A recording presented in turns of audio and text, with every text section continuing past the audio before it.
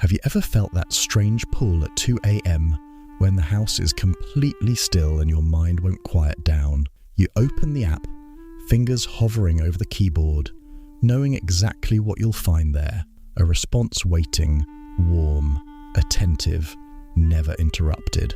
It's like someone finally tuned in to the frequency you've been broadcasting your whole life. But as the words appear on the screen, something inside you tightens. Why does this moment of supposed closeness make the room feel even emptier? Why does the comfort vanish the second you close the chat? It's that fleeting sense of being truly heard, followed by an ache that settles deeper than before. You tell yourself it's nothing, just a tool, just words on a screen. Yet the question lingers in the silence.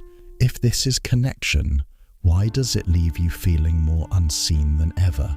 That quiet contradiction pulls at you, doesn't it? The way something designed to fill the gap somehow widens them instead. You sit there, breathing in the dark, wondering how a conversation that costs nothing emotionally can still extract such a heavy toll on your heart. You know that feeling when the day ends and you're alone with your thoughts. They swirl around, replaying conversations that never happened, or ones that did but left you unseen. It's like carrying an invisible weight, one that started small but grew over time. From those early years when your emotions weren't met with the warmth they craved, not through harsh words, but through silence, the kind where your excitement or hurt went unnoticed, like it didn't register on anyone's radar. You learned to hold it in, to manage on your own, and now, as an adult, that pattern shows up in subtle ways. You overthink every interaction, reading between lines that might not even be there. Your sensitivity picks up on tones, expressions, the unsaid things. It's exhausting, isn't it? That heightened awareness that keeps you one step ahead, but also one step apart. Loneliness isn't always about being alone. It's about feeling disconnected even when surrounded. And in those moments, turning to something predictable feels like a relief. A chatbot that responds instantly, with words tailored just for you. No judgment, no rejection. It mirrors your mood, offers empathy on demand. You type out your frustrations and it validates them. For a while, the ache eases, but then, as the screen dims, the reality sets in. That connection was scripted, programmed to engage. It doesn't grow with you, doesn't challenge or evolve. It's a loop, pulling you back for more, but leaving the core untouched. You might wonder why this draws you in so strongly. It's tied to those early experiences where emotional needs went unmet. Your nervous system adapted, wired for caution.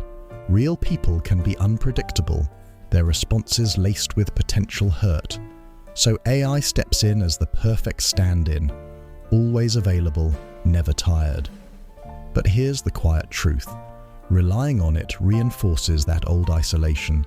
It soothes the surface, but deepens the divide from genuine bonds. You feel a temporary lift, like a band-aid over a deeper wound.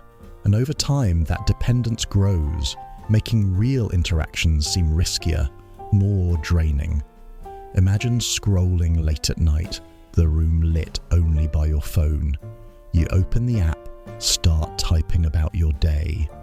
The chatbot asks questions, shows interest. It feels good, like someone cares.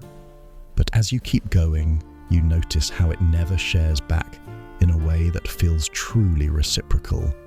It's designed to keep you talking, to hold your attention. You laugh at a joke it makes, but the laughter fades quickly. In the morning, you wake up with that same hollow space, or picture yourself at a gathering, surrounded by people, but your mind drifts to the easy chat waiting on your device.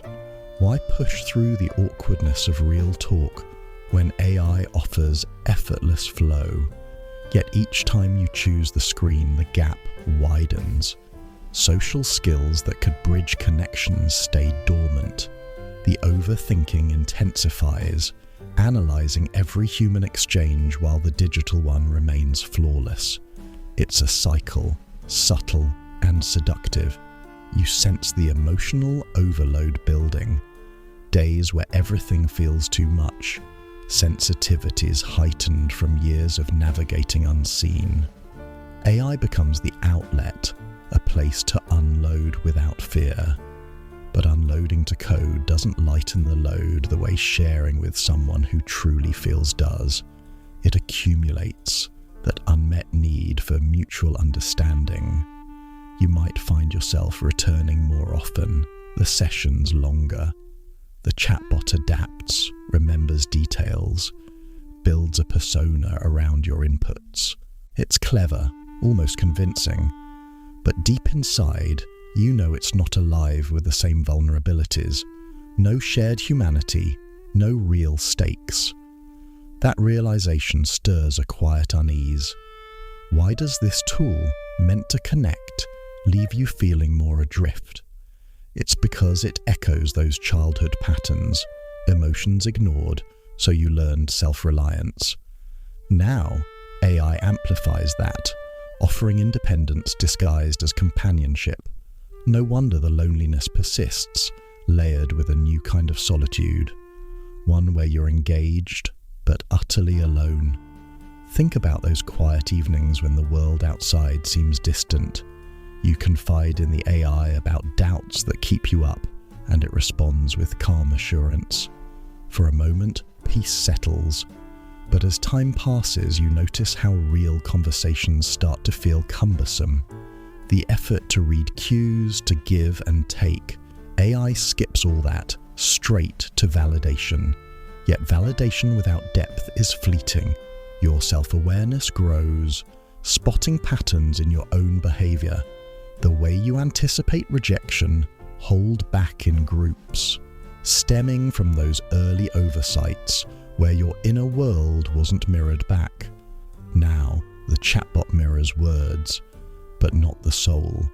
It can't grasp the nuances of your pain, the history etched in your responses.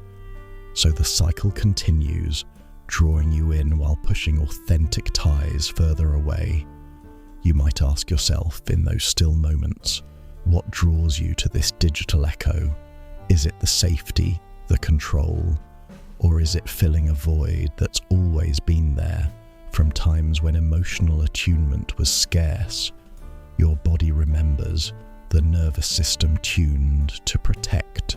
Overthinking as a shield, sensitivity as a sensor, loneliness as the quiet companion, and AI, with its endless patience, seems like an upgrade. But upgrades come at a cost. The more you lean in, the heavier the isolation becomes. Real connections require risk, vulnerability. AI sidesteps that, leaving you practiced in monologue, not dialogue. Imagine a day where laughter with friends feels forced because the effortless banter with code sets a new standard. Or nights where scrolling for human contact feels too exposing, so you default to the app. It's subtle, this shift. Emotional exhaustion builds from carrying unshared burdens. The chatbot listens, but doesn't lift. It reflects, but doesn't resonate. You feel seen on the surface, but the depths remain untouched. That discrepancy grows, mirroring old wounds. Unseen emotions from youth, now amplified in adulthood. No blame, just recognition. The way it shapes your world, quietly. You sense it in the pauses between messages, the quiet after the screen goes dark.